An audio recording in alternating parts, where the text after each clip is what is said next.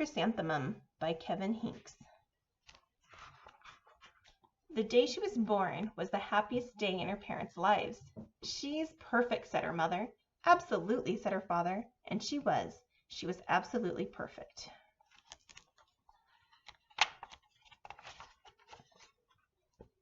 "Her name must be everything she is," said her mother. "Her name must be absolutely perfect," said her father. And it was. Chrysanthemum. Her parents named her Chrysanthemum. Chrysanthemum grew and grew and grew. And when she was old enough to appreciate it, Chrysanthemum loved her name.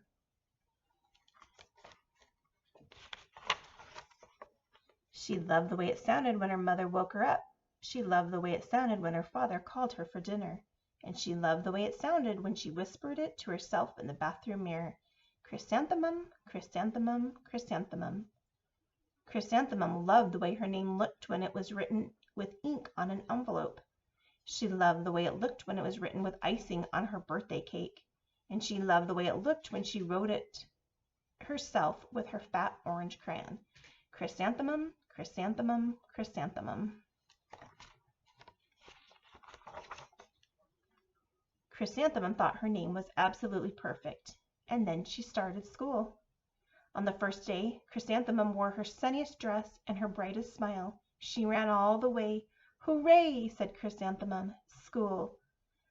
But when Mrs. Chudd took roll call, everyone giggled upon hearing Chrysanthemum's name.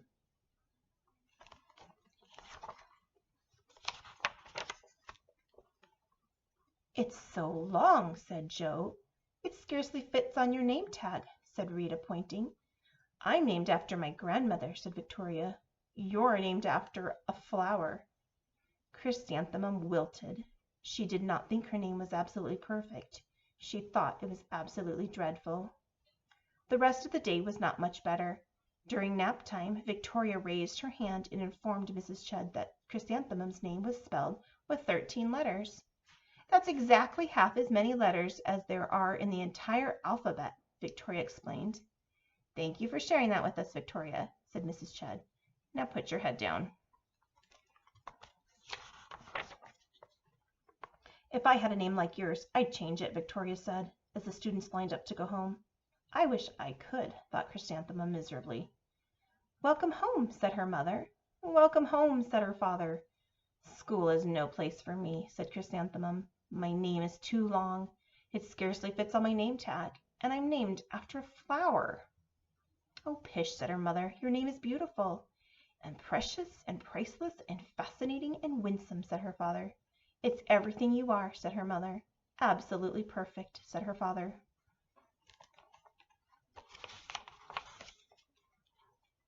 Chrysanthemum felt much better after her favorite dinner, macaroni and cheese with ketchup, and an evening filled with hugs and kisses and parcheesi. That night Chrysanthemum dreamed that her name was Jane. It was an extremely pleasant dream.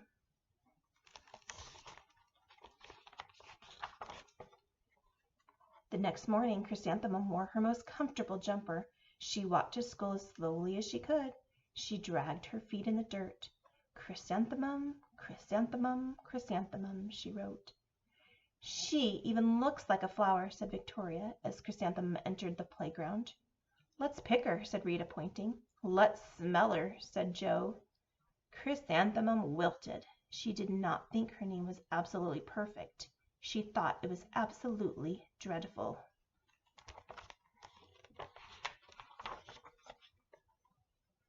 The rest of the day was not much better. During nap time, Victoria raised her hand and said, "A chrysanthemum is a flower. It lives in a garden with worms and other dirty things." "Thanks for sharing that with us, Victoria," said Mrs. Chudd. "Now put your head down." "I just cannot believe your name," Victoria said as the students lined up to go home. "Neither can I," thought Chrysanthemum miserably.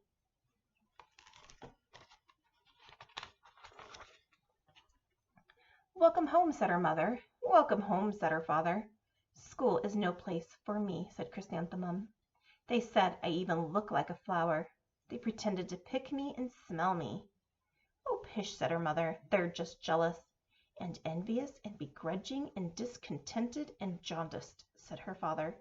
"Who wouldn't be jealous of a name like yours?" said her mother. After all, it's absolutely perfect, said her father. Chrysanthemum felt a trifle better after her favorite dessert, chocolate cake with buttercream frosting, and another evening filled with hugs and kisses and parcheesi.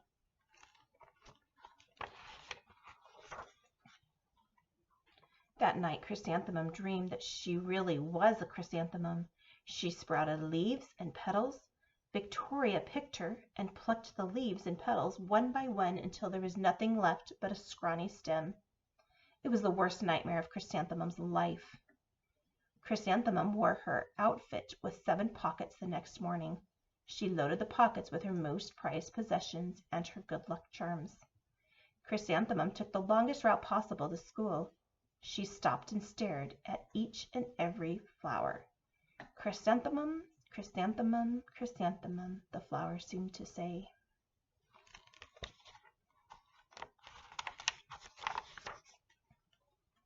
That morning the students were introduced to Mrs. Twinkle, the music teacher. Her voice was like something out of a dream, as was everything else about her. The students were speechless. They thought Mrs. Twinkle was an incredible wonder. They went out of their way to make a nice impression. Mrs. Twinkle led the students in scales. Then she assigned roles for the class musicale. Victoria was chosen as the dainty fairy queen. Rita was chosen as the spiffy butterfly princess. Jo was chosen as the all-important pixie messenger. And Chrysanthemum was chosen as a daisy. Chrysanthemum's a daisy, chrysanthemum's a daisy. Jo, Rita, and Victoria chanted, thinking it was wildly funny. Chrysanthemum wilted. She did not think her name was absolutely perfect. She thought it was absolutely dreadful. What's so humorous? Asked Mrs. Twinkle. Chrysanthemum, was the answer.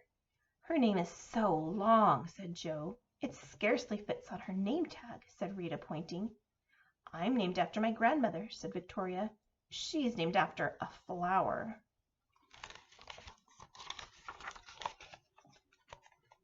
My name is long, said Mrs. Twinkle. It is, said Jo.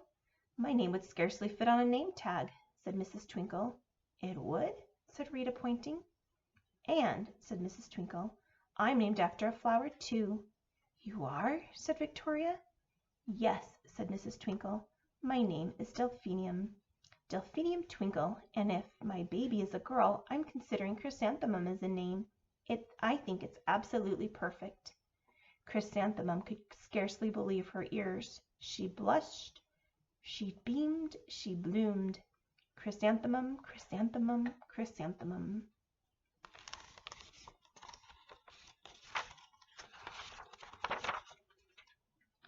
Jo, Rita, and Victoria looked at Chrysanthemum longingly. Call me Marigold, said Jo.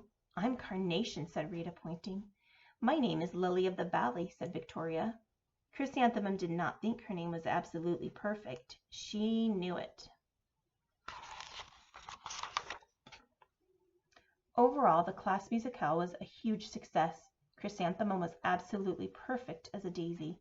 Victoria made the only mistake. She completely forgot her lines as the dainty fairy queen. Chrysanthemum thought it was wildly funny, and she giggled throughout the entire dance of the flowers. Eventually, Mrs. Twinkle gave birth to a healthy baby girl, and of course, she named her Chrysanthemum.